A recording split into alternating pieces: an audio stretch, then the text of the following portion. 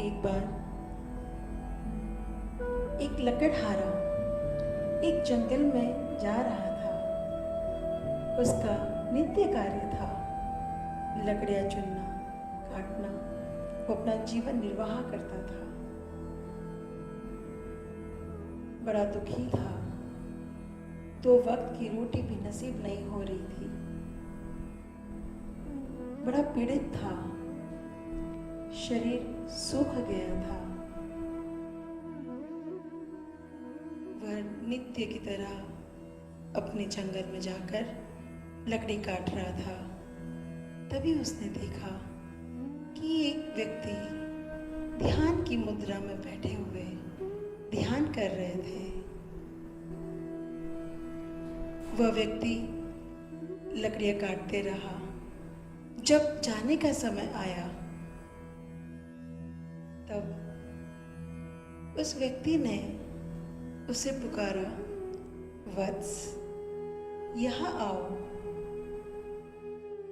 लकड़हारे ने जैसे ही उन्हें देखा, उनके चेहरे की आभा, होठों की मुस्कान, उनकी आनंद बिखेरती छटा, दैदीप्यमान मूरत, जिनकी शोभा का वर्णन ये शब्द ना कर सके। मानो स्वर्ग से कोई धरा पर उतर आया हो, ऐसा कोई दिव्य पुरुष उसे पुकार रहा था। वह गया, उनके पास प्रणाम किया। तब उस ध्यानी पुरुष ने पूछा, क्या हुआ? क्या दुख है तुम्हें? तब उस लकड़हारे ने कहा, क्या बताओ, टूटी फूटी झोपड़ी है, 2 वक्त की रोटी भी नहीं है, पूरी तरीके से त्रस्त हो, दुखी हो, पीड़ित हो, अच्छा नहीं लग रहा। कुछ ऐसा हो जाए। रोज प्रार्थना करता हूँ भगवान से कि कुछ तो कभी तो मेरी सुन ले वो, कि कहीं से मेरे दुख को उबारने वाला कुछ तो राह मिल जाए मुझे। वह ध्यानी व्यक्ति मुस्कुराया और उन्होंने कहा, शायद इसीलिए परमात्मा ने मुझे भेजा है, ताकि मैं तुझे दुखों से मुक्त कर सकूं। उन्होंने कहा, तो क्या इस जंगल से ये लकड़ियां काटता है? थोड़ा दूर जा, तुझे चंदन के वृक्षों का एक सुंदर सा जंगल मिलेगा। जा, वहां जा, चंदन की लकड़ी काट, खूब पैसे मिलेंगे, जीवन निर्वाह आसान हो जाएगा।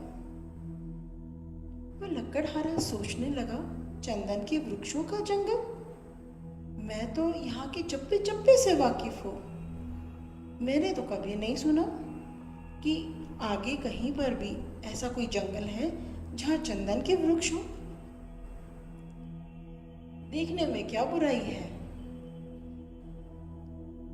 मन में शंका लिए वो चल रहा था और उसने देखा कि आगे सच में एक जंगल आया और वह चंदन के वृक्षों से भरपूर था। देखते ही सुकून मिला कि अब तो इन लकड़ियों को काटकर खूब पैसा आ जाएगा, मैं अपने दुख दर्द से मुक्त हो जाऊंगा। बड़े खुशी मन से उसने चंदन की टहनियाँ काटी और जाकर बाजार में बेचा। अच्छा खासा पैसा देखा। आराम से 3-4 दिन का निर्वाह हो जाएगा, चिंता मिटी। अब 2 पेट का भरपूर भोजन मिल जाएगा मुझे। वो खुशी खुशी घर लौट रहा था और उसी समय विध्यानी व्यक्ति ने कहा, अरे रुक रुक रुक। और उन्होंने उस लकड़हारे ने उनके पास देखा, धन्यवाद कहा और कहा, आता हूँ ना, अभी आता हूँ आपके पास, पहले घर का दाना पानी का थोड़ा कुछ इंतजाम करके आता हूँ। ध्यानी व्यक्ति ने मुस्कुरा दिया और कहा, जल्दी आना, राह देख रहा हूं तेरी। वह गया। जंगल में, बाजार में लकड़ियां बेची, खूब पैसा आया, अच्छे से अपने जीवन का निर्वाह किया। फिर 4-5 दिन जब पैसे समाप्त हो जाते वो फिर से आ जाता। एक दिन फिर वह दुखी दुखी नजर आया। तब उस ध्यानी व्यक्ति ने फिर से कहा, अरे अब क्या हुआ, अब काहे का दुख? उसने कहा, भरपेट खाना तो मिल रहा है, झोपड़ी ठीक हो गई है, एक गाय भी ले ली है मैंने, दोनों वक्त का अच्छा दूध भी पी लेता हूँ और शरीर में भी चेतना सी आ गई है। लेकिन दुख इस बात का है कि बच्चे बड़े हो रहे हैं, खर्चे बढ़ गए हैं, अब इससे गुजारा नहीं होता, थोड़ा और चाहिए।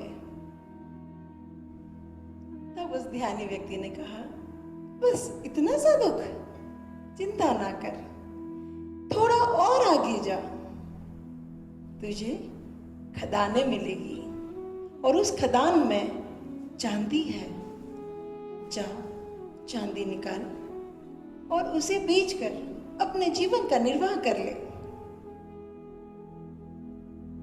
उसकी आंखें चमक उठी, चांदी की खदान? पिछले बार संशय था, लेकिन जो उन्होंने कहा वह सत्य था। तो इस बार बड़े खुशी खुशी से आगे की ओर गया और एक बार सोचता रहा कि मुझे कैसे नहीं पता, लेकिन कहा कि परमात्मा ने सुन ली मेरी। और वह गया चांदी की खदान में, इकट्ठा किया, बाजार में बेची और फिर सुखी सुखी जीवन जीने लगा। अब 2-3 महीने का गुजारा आराम से हो गया। ऐसे कुछ महीने बीतते गए और बार बार ध्यानी पुरुष कहता, कभी तो आ जाया कर, कभी तो बैठ लिया कर, इससे भी आगे कुछ है जो मैं तुझे देना चाहता हूँ। लेकिन वो अपने इसमें तृप्त था और वो हर बार यही कहता, आता हूँ ना, बस ये काम निपटा के आता हूँ, ये करके आता हूँ और जल्दी आऊँगा। और फिर वो अपने चीज़ों में लग जाता। एक दिन फिर वो दुखी हो गया। तब ध्यानी पुरुष फिर से मुस्कुराए, अब काहे का दुख तुझे? तब वो गया, उसने कहा, घर अच्छा हो गया, नौकर चाकर भी आ गए, खेती बाड़ी भी ले ली है मैंने, शरीर हष्ट पुष्ट हो गया। लेकिन दुख इस बात का है, बच्चे बड़े हो गए हैं ना, अब उनकी शादी तो करनी है, अच्छे परिवारों में करनी है, तो इससे गुजारा नहीं हो पा रहा, थोड़ा और चाहिए। मन चिंतित रहने लग रहा है। ध्यानी पुरुष मुस्कुराए, बस इतनी सी बात, चिंता ना कर, इससे आगे और जा, तुझे सोने की खदान मिलेगी, उससे तेरा सब कुछ हो जाएगा। उसकी आंखों की चमक और बढ़ाई, सोने की खदान, मेरा तो जीवन ही सफल हो गया। और बड़ा खुशी खुशी वह सोने की खदान की ओर जा पड़ा, दौड़ पड़ा। ध्यानी पुरुष ने फिर कहा, मैं इंतजार कर रहा हूं तेरा, मैं तुझे कुछ देना चाहता हूं। लेकिन वो लकड़हारा बार बार यही सोचता, आप तो महात्मा है, आपका तो कोई घर संसार नहीं, मेरे पीछे कितने सारे कार्य पड़े हैं, आता हूं ना, जल्द आऊंगा आपके पास, थोड़ा निपट लूं तो शांति से बैठ पाऊंगा आपके पास। ध्यानी पुरुष ने कहा, देख, इंतजार कर रहा हूं, आ जा जल्दी। सोने की खदान मिलने के बाद आराम से सालों तक उसका गुजारा अच्छे से होने लगा। बहुत बढ़िया हो गया सब कुछ, परिवार बड़ा हो गया, पोते पोती बड़े हो गए, जरूरतें और बढ़ गई। अब बड़े व्यापारियों में उठने बैठने लगा, तोंद भी निकल आई। फिर दुखी हो गया। दुख आते ही उसे फिर से उन ध्यानी महात्मा की याद आई और वह गया। तब ध्यानी महात्मा ने कहा, आ गया तू, तेरा इंतजार कर रहा था मैं। उन्होंने कहा, उस लकड़हारे ने कहा, जो पूर्व में लकड़हारा था, उसने एक ही कहा, हाँ आ तो गया हो, लेकिन बैठने का ज्यादा समय नहीं है। लेकिन सोचा कि हर बार आप मेरे दुखों को, आप ही तो मुझे दुखों से निकालते हो, तो मुझे इस बार भी ऐसा लगा कि मेरे दुखों से आप ही मुझे निकाल पाएंगे, इसीलिए आया हूं आपके पास। ध्यानी महात्मा मुस्कुराए, मैं कब से इंतजार कर रहा हूं, बता क्या दुख है तुझे। उसने कहा, सब कुछ सुंदर है, लेकिन क्या करूं, अब व्यापार बड़ा हो गया, देश विदेश में फैलाना है मुझे। बच्चे बड़े हो गए, अब सबको अलग अलग व्यापार करना है और सबको अच्छा व्यापार करना है। पोते पोतियों का खर्चा बढ़ गया, बड़े बड़े लोगों में अब उठना बैठना हो गया, अब गुजारा नहीं हो रहा है, छोटा दिखाई लग रहा है सब कुछ। ऐसा लग रहा है कुछ और चाहिए जिससे मैं और प्रगति करूं और मेरी कीर्ति फैले। बस इसी दुख में बैठा हूं, बस आपकी याद आई कि आप ही हो जो मुझे सारे दुखों से उबारोगे।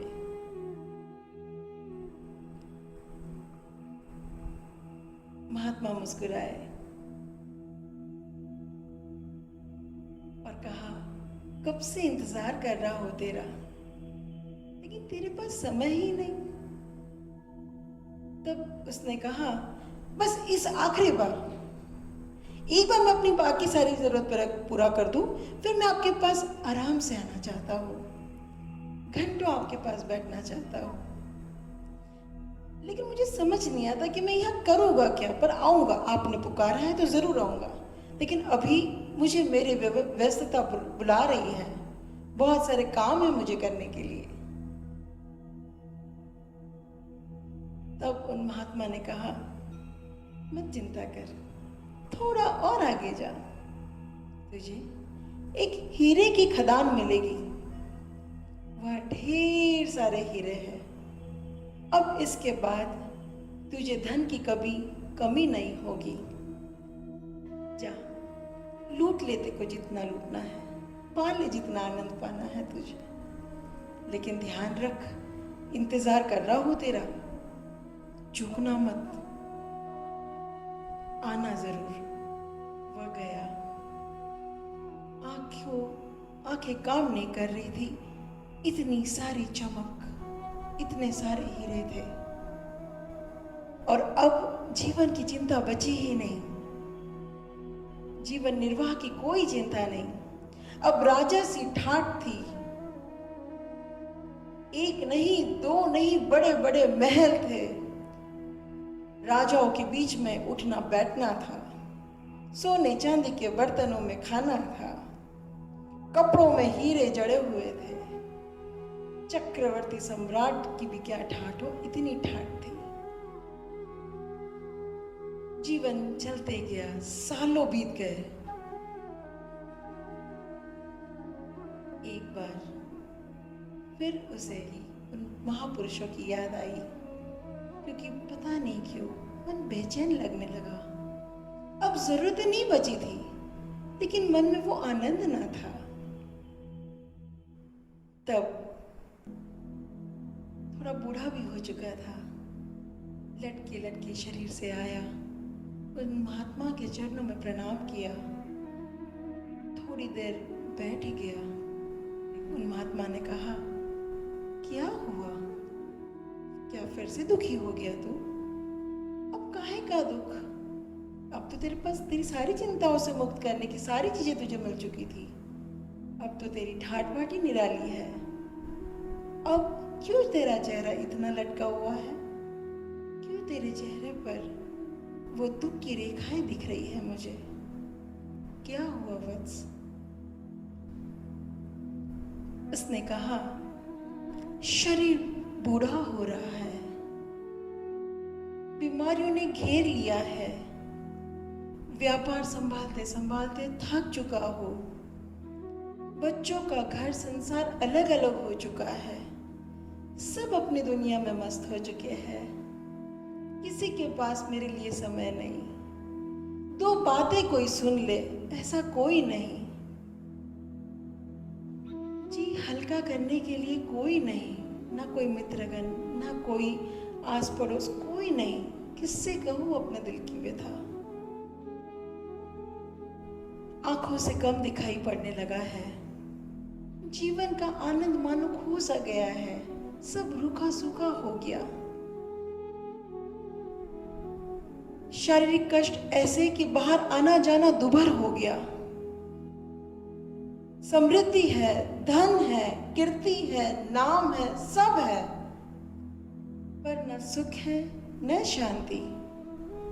मन विचारों से घिरा रहता है, रुदन है, कृदन है, क्या सुनाऊं, किसे सुनाऊं, आंखों से आंसू झलक पड़े, हृदय दर्द से भरा हुआ था। कहते कहते कहने लगा, इससे तो पहले सुखी था, दो वक्त की रोटी भले ना हो लेकिन मन में समाधान था। वो आनंद, वो खुशी भले कम पेट भरा हो लेकिन इतनी इच्छाएं नहीं थी, आकांक्षाएं नहीं थी। आज इतना बड़ा व्यापार मुझसे संभल ही नहीं रहा। आज सब कुछ है लेकिन वो संतोष, वो समाधान नहीं है। कम से कम बच्चों का सुख था, बच्चे आते थे, बच्चों और परिवार का सुख लगता था। आज तो एकाकी जीवन हो गया है सब। सारी सुखों के बीच में भी कहीं सुख ही नजर नहीं आ रहा।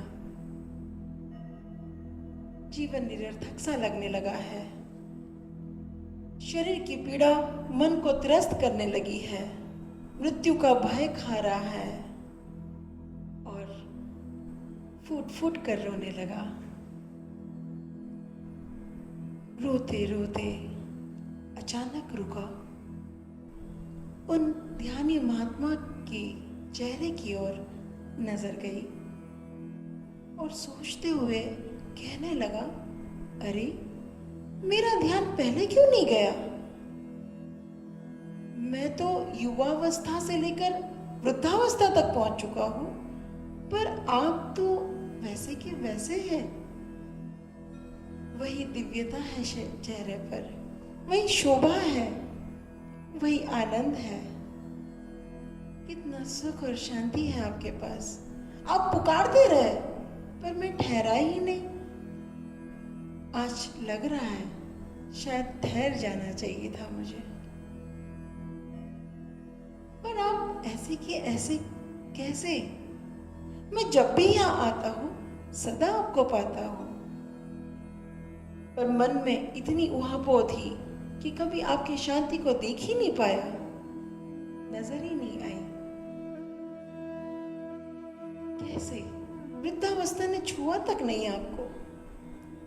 आपके चेहरे पे कोई दुख नहीं, कोई दर्द नहीं कि आपको पीड़ा नहीं होती। क्या मुझे भी आपकी तरह वही शांति, वही सौम्यता, वही सुख, वही आनंद प्राप्त हो सकता है?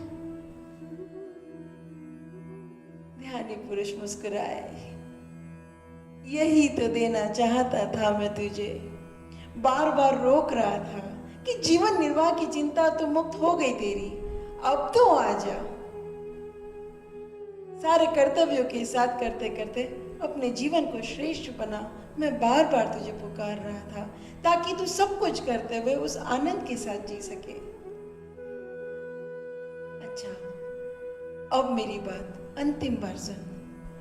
आगे एक गुफा और है, वहां जा, वहां तुझे कुछ मिलेगा। वह गया। इस बार कोई दौड़ भाग नहीं थी, शांति से जा रहा था। जैसे ही वो गुफा के नजदीक गया, उसने देखा प्रकाश ही प्रकाश, प्रकाश ही प्रकाश, एक दिव्य प्रकाश। रमणीय दृश्य था, आनंद से मन झूम रहा था, प्रसन्नता प्रफुल्लता से भरा हुआ हृदय था, आनंद ही आनंद का एहसास था। मन शांत हो गया, तृप्त हो गया, हल्का हो गया, मानो नाचने को मन कर रहा था।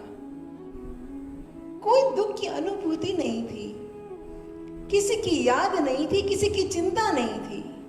मानो सालों बाद मुस्कुराया हो, सालों सालों बाद वो भीतर से आनंद झलक पड़ा हो। ऐसा लगा जैसे शरीर हल्का हो गया, बीमारी गायब हो गई, शांति, स्थिरता, सब ठहर चुका था। अब कोई चाहना नहीं थी। वह क्षण परमानंद की अनुभूति हो रही थी। आंखों से आंसू रुक नहीं रहे थे, लेकिन इस बार ये आंसू दुख के ना थे, ये आंसू भीतर के आनंद के थे, खुशी के थे। ऐसा लगा, याद आया कि बार बार वे ध्यानी महात्मा मुझे रोकते थे, पुकारते थे, बार बार कहते थे कि रुक जा, तुझे कुछ देना चाहता हूं। लेकिन उस समय इतनी व्यस्तता थी, उनके शब्द मेरे कानों में गए ही नहीं, मैं रुका ही नहीं, ठहरा ही नहीं। आज लग रहा है कि रुका क्यों नहीं मैं। सारा जीवन किस सुख में, क्या कौन सा सुख ऐसा था जिसे मैं खोज रहा था। मैं जिसको सुख मान रहा था वो मेरा सच्चा सुख था ही नहीं। जो आनंद की अनुभूति मुझे यहां हो रही है, ऐसी आनंद की अनुभूति मैंने पहले कभी नहीं पाई। ये तो दिव्यानंद की अनुभूति है। सच कहूं, ऐसा लग रहा है इस क्षण कोई प्राण ले ले तब भी कोई दर्द ना होगा। मैंने मेरे जीवन का कितना समय खो दिया, बाल बच्चे बड़े करते करते, व्यापार संभालते हुए ये देह को भी पूर्णतः प्राणहीन बना दिया। क्यों नहीं आया मैं यहां?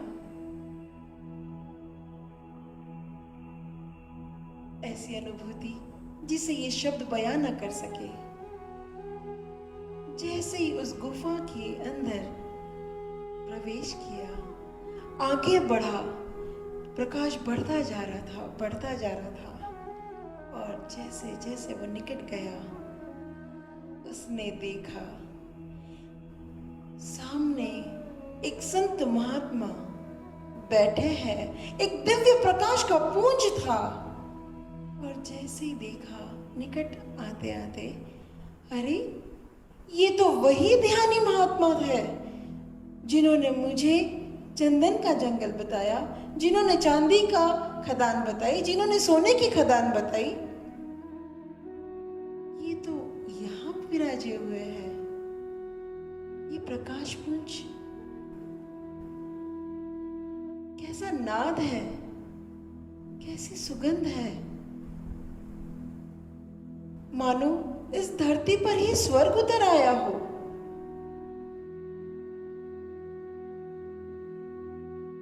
उसे कुछ समझ ना रहा था।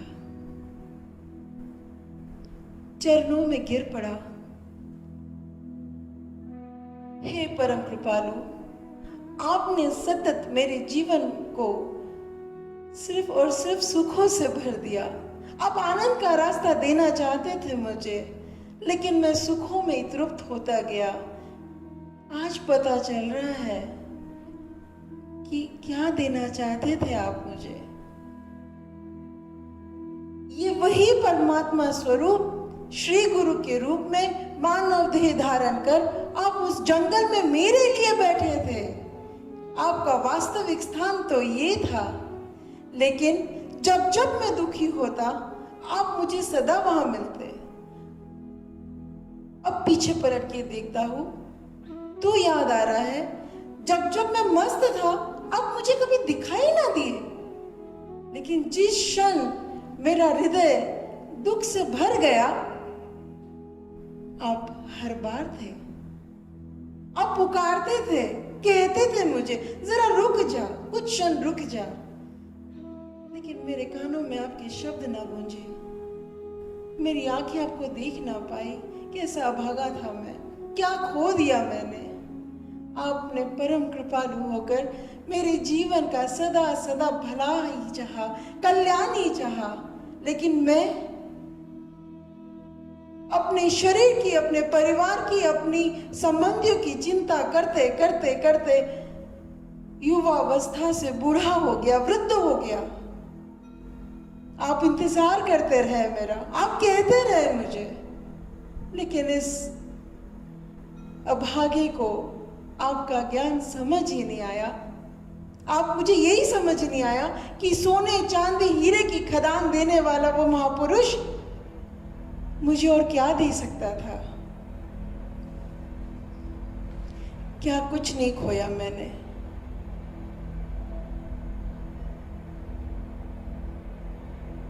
ऐसा ही एक दिव्य महापुरुष जैसा उस लकड़हारे को मिला, परमात्मा ने वह दिव्य महापुरुष आपके जीवन में भी भेजा है, लेकिन आपको दिखाई नहीं दे रहा है। आपके अंधे हो चुके हो, हृदय को सुनाई नहीं देता। वो बार बार कहता है कि ठहर जा, रुक जा, कुछ देना चाहता हूं तुझे। इन दुखों से मुक्त करने वाला वही ध्यानी महापुरुष तेरा अपना सद्गुरु है, जिसके शब्द तुम्हारे कानों में जाते तो है, अच्छे भी लगते हैं, लेकिन उनकी जिंदगी बहुत छोटी है। ये संसार तुम्हें फिर उस शब्दों से बाहर कर ले आता है। वही संसार, वही सुखी। तुम्हें बड़ा चक्रवर्ती सम्राट भी यदि तुम बन जाओ, तब भी तुम्हारी इच्छाएं, आकांक्षाएं समाप्त नहीं होगी। वह तुम्हें अपने उस दिव्य स्वरूप से मिलाना चाहता है। वह उस सत चित आनंद रूपी तुम्हारा अपना आत्म स्वरूप से तुम्हें मिलाना चाहता है, लेकिन उस झोपड़ी से, उस बाड़ी में, बाड़ी से घर में, घर से महल में, महल से पूरे राज्य भी तुम्हें मिल जाए, तब भी वो सुख तुम्हें मिल ही नहीं सकता। बच्चे, बड़े, पोते, सब कुछ हो जाएगा, सब अपने अपने जीवन में लग जाएंगे। तुम कल भी अकेले थे, आज भी अकेले हो, अनंत काल से अकेले हो। ये यात्रा अकेले की है। जिन साथी संबंधियों को अपना समझकर अपना अमूल्य जीवन खो रहे हो, वो न कल तुम्हारे थे, न आज तुम्हारे हैं, न कभी तुम्हारे होंगे। इस यात्रा के सिर्फ साथी है। एक बस में गए, चंद लोग तुम्हारे साथ हैं। जब वहां से उतर के अगले बस में जाओगे, कुछ और लोग तुम्हारे साथ हो जाएंगे, पर तुम उन बस के यात्रियों को अपना मान चुके हो और उस अपने तत्व को भूल चुके हो। परमात्मा ने वह दिव्य महापुरुष तुम्हारे जीवन में लाया है, वह सद्गुरु तुम्हारे जीवन में आया है। क्या क्या खोने की राह देख रहे हो? समय से चेत गए तो आनंद ही आनंद है, और नहीं चेते तुम ही हो जो सब कुछ खो दोगे।